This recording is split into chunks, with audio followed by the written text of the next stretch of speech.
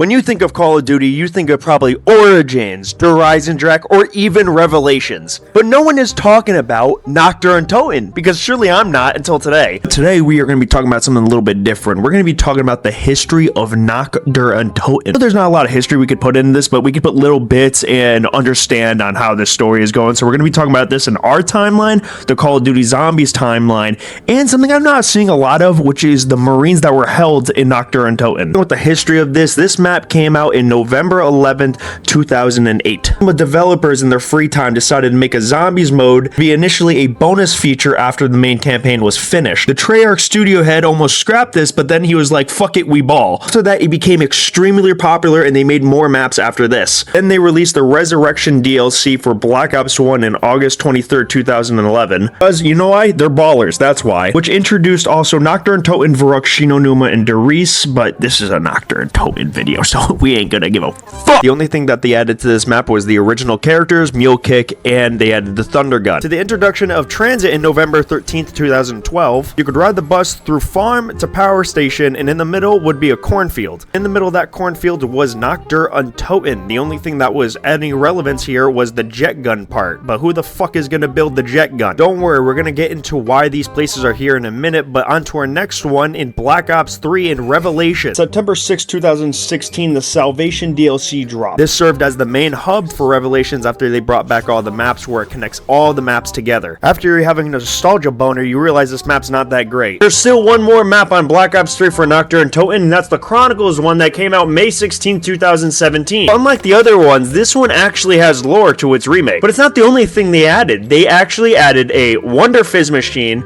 the Mule Kick is there again, and the Wonder Weapon's still there, and it got a massive overhaul. If I'm gonna be honest, this might be the best looking Nacht or UnToten out of all of them. Now we're on the last two, which is Cold War's D Machine, coming out during COVID in November 13th, 2022. This one was the start of the new storyline, the Dark Ether, that no one gives a fuck about. But it had to start off the COD Zombie, so why not start off with the first map to start Call of Duty off in the first place? And secondly, the Forsaken Arcade. You use an arcade and you can play a 3-minute lockdown of Nacht or UnToten, the original. Now that we talked about the installation of Nacht or UnToten over the many years, let's give you the full rundown of the story of Nacht or UnToten. The story of Nacht or UnToten takes place when an allied plane carrying US Marines starts malfunctioning and crashes in a German airfield. While the plane was crashing, nearby was a transport holding Element 115 and the Undead. Due to the plane crash, it also made the transport also crash. Left alive was 4 Marines. They ran cover to barricade themselves in a building. This would soon to be Nacht or UnToten. While the Marines were barricading themselves into this building, they saw chalk outlines of guns and they saw a weird mystery box. This would happen to be Dr. Monty overseeing the entire thing and helping the Marines survive the night. There is no ending to Nacht or UnToten, as we have know of.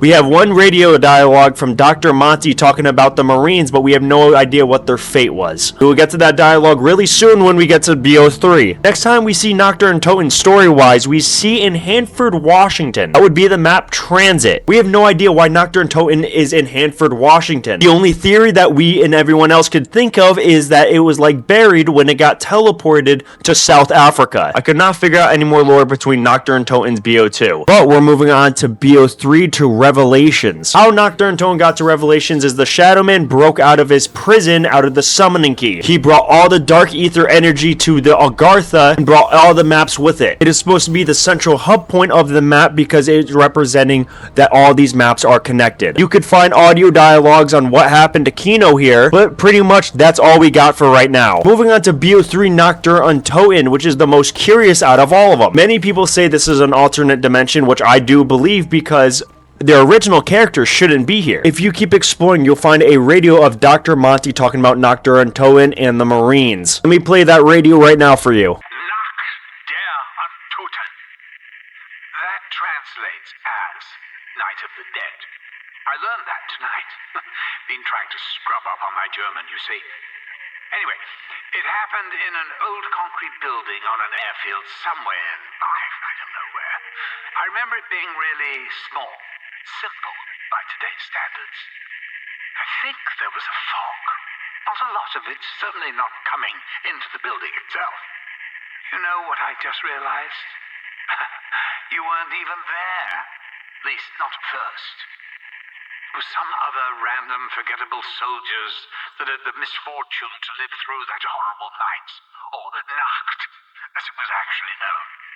Yeah, I speak German now. We have no idea if they're alive or dead, but we're going to assume that they are dead. And I'm not doing the story for Cold War because I'm going to be honest, and you guys know it also, no one gives a fuck about that Dark Ether story, and I'm not going to talk about Zykov and whatever the fuck their names are. But there's one last thing that we have to talk about, which is the Marines. I had a theory, and I didn't realize that someone also had almost basically the same theory as me, so don't think I'm copying their theory. It's also on a YouTube video. I highly recommend going and watching it. It's about the history of the Marines, and we had the exact same, but I'm going to do it from my point of view. In BO4, there is a radio in Classified of Purnell talking about how he is a handler, and he led men to their death. Let me play the radio for you right now. Broken Arrow. Dream of mine for many years. When I joined the company, you know what I did?